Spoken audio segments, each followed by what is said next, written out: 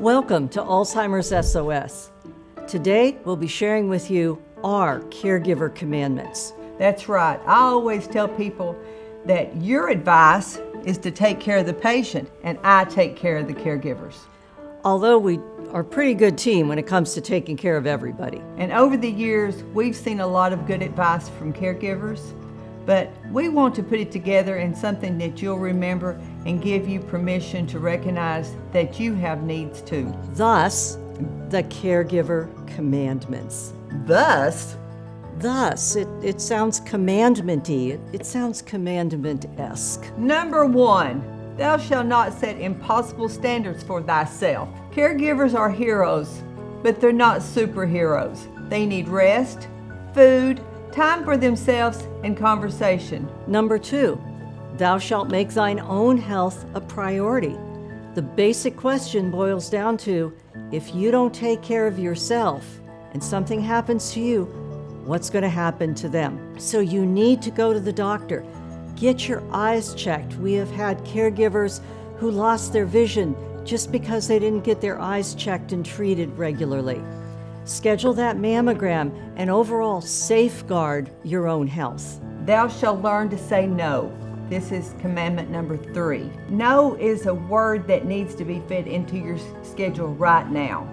You need to take a sticky note. That's what I tell all my caregivers to do, is take that sticky note and write the word no on it and have it there so that when someone calls you that asks you to do something that's just, you can't fit it in there, to say, I'm sorry, my calendar says I have to say no. You know, we do so much for so many people. You know, we're on committees, we do for the church, we do for everybody, but sometimes we just cannot do everything for everybody, and it's okay to say no. It is, but the flip side, the next commandment is, thou shalt learn to say, yes, I could use some help. Many of our caregivers have family and friends and church friends and neighbors, and they're all offering to help. Don't rob them of the blessing of helping you.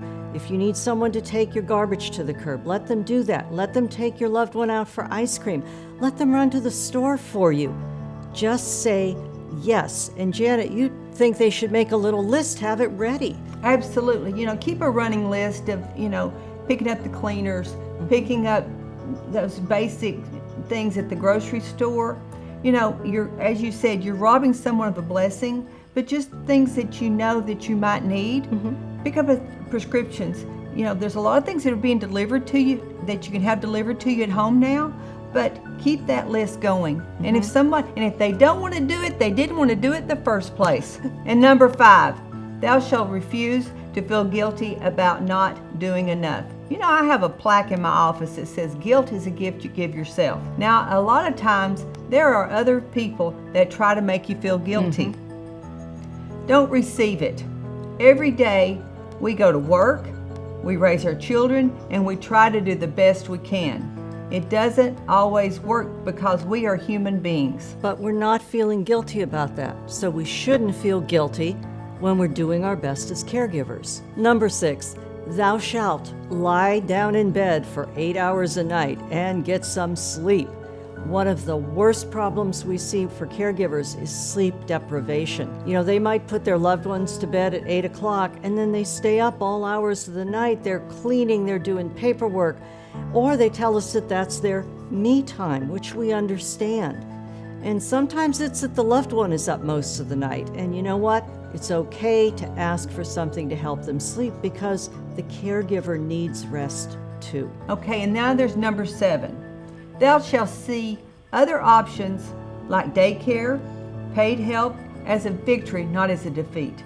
Just like we work with our children's teachers, coaches, and babysitters, a caregiver can assemble a team. No matter how many people are involved, you are still the most important person in your loved one's life. You are the captain of the ship. And as the captain, number 8, thou shalt eat healthy meals, exercise, and take a break. Some people can manage to do this by taking their loved one along with them to the gym, out for a walk, or etc. But, most people need that team to help give them the time to get some exercise, take a bubble bath, read a book, or Do absolutely nothing at all. Number 9, thou shalt seek advice from wise counselors. I lead several support groups, and I can tell you that I always hear someone say, "they said," and what they say is ridiculous. Some people have an agenda. You deserve advice from someone who has experience with more than just one dementia patient and who has your best interest at heart. Finally, everybody should know thou art not alone. That's why we're here. There are other people out there. They're in your town. They have taken this journey before. They are caregivers. They have support groups. They're running educational programs. They have adult daycares. We recommend a couple of books like The 36-Hour Day and Learning to Speak Alzheimer's, both of which are about caring for someone with dementia. There's great websites out there like the Alzheimer's Association, the Alzheimer's Foundation, and caregivers.org. Learn, embrace, and live by these commandments. Because it's so important to take care of yourself while you're taking care of your loved one. Thanks for watching Alzheimer's SOS.